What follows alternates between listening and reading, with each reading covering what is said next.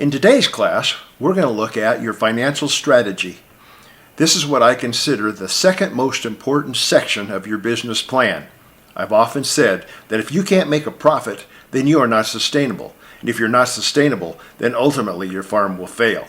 So, let's look at your financial strategy. We'll do a SWOT analysis as we've done in all the other sections. And we will make sure that your finances are well known, well established for each enterprise that you're going to conduct. So let's get started. Financially successful businesses are usually built around strategies that incorporate risk management, tax-efficient organization, and careful use of financing. In this class you will build a financial strategy by looking at: what does your future business environment look like and how will we manage for risk? How will you legally organize and structure the business? How will you finance capital requirements? When you evaluate your strategic plan, you will have the opportunity to evaluate enterprise and whole farm strategies from a financial perspective by looking at projected profitability, liquidity and solvency. For now, however, concentrate on the development of risk management, organization and finance strategies. As you do so, recall your financial values and goals.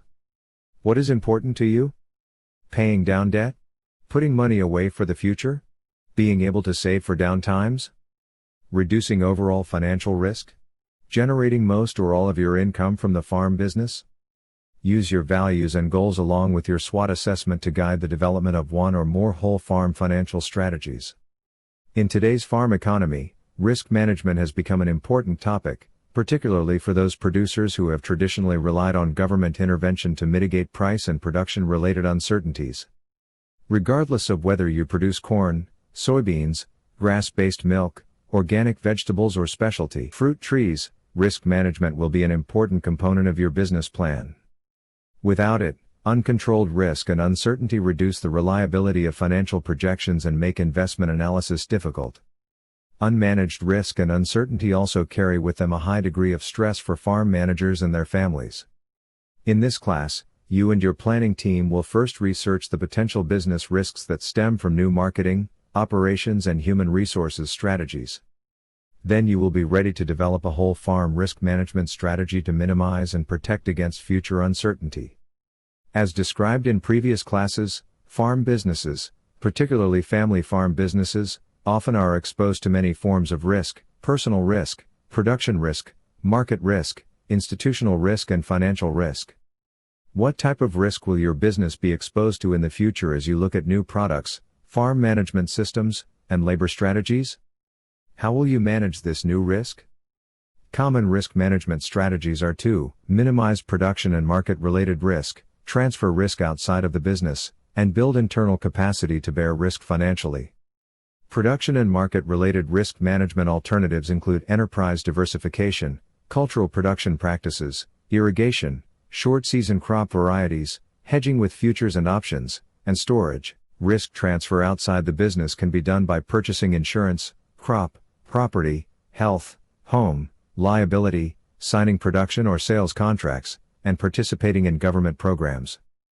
Building internal capacity to bear financial risk can be accomplished by adjusting household consumption. Diversifying income sources within and outside the business and investments, farm and non-farm. Increasing liquidity, holding cash, establishing credit reserves, leasing short and long-term assets, and spreading out asset sales and purchases.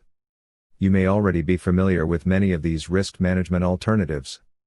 Each alternative has its own advantages, disadvantages and resource requirements. Some of these risk management alternatives are described here.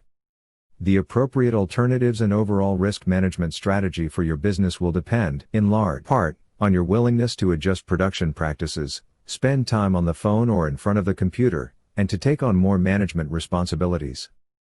Develop a risk management strategy for your business and identify future sources of risk. Begin by returning to your notes on risk management where you identified current sources of risk. Ask yourself how these will change in the future as you pursue new marketing, operations and human resources strategies. Then identify a plan for coping with and managing this future risk. Your lender and financial planner are excellent resources for analyzing risk potential. The legal organization that you choose for your business will have risk, finance, tax and estate planning ramifications. Legal organization is typically one of the first decisions made when structuring a new business. As a current business owner, you might consider reevaluating your organization strategy here to determine if one of the alternatives provide legal or financial benefits. As a new or potential business owner who is at the beginning of the business life cycle, however, you have a range of organizational strategy alternatives to consider. Traditionally, most farm businesses have legally organized as sole proprietorships or partnerships.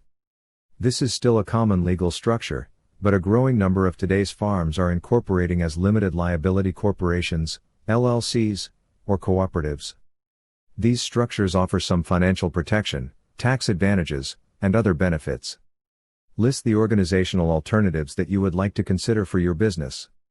Next, list tax rates and filing requirements for each alternative as well as the advantages and disadvantages of each for your business. When doing so, remember that the legal and business arrangement that you choose must be compatible with your overall financial values and goals. Now let's look at how you will finance capital requirements. The financial strategy you develop will depend on your choice of business organization and your values as they relate to risk, control, costs, and maturity. Historically, farm businesses have financed themselves internally through family equity, relying on debt only when internal equity was not adequate to finance growth of the business. Today, however, external financing through debt, leasing, and outside equity is common. If you anticipate the need for financing to pay for startup, annual operating, or long-term capital expenses, you have several options to consider. Land and building investments typically account for the largest farm expense and have the potential to make or break your business. If your business operations strategy necessitates land and building acquisition, be sure to thoroughly review your financing options with a lender, accountant, or attorney. If you decide to invest in land, you need to consider market price, the value of the land to you, financial feasibility, and the risk to cash flow. Determine the maximum financially feasible price you should pay for land. As a beginning or young farmer, choosing a financial strategy and financing alternatives may seem intimidating, especially if you haven't had the chance to build a credit history or an asset base. Several well-known funding sources for beginning farmers are available. As you review these finance sources, don't ignore the opportunity to gradually build your business assets through partnership with a retiring farmer in your community. Retiring producers sometimes are willing to transfer their assets in exchange for sweat equity. Check with your local extension service to see if your state has a retiring farmers program.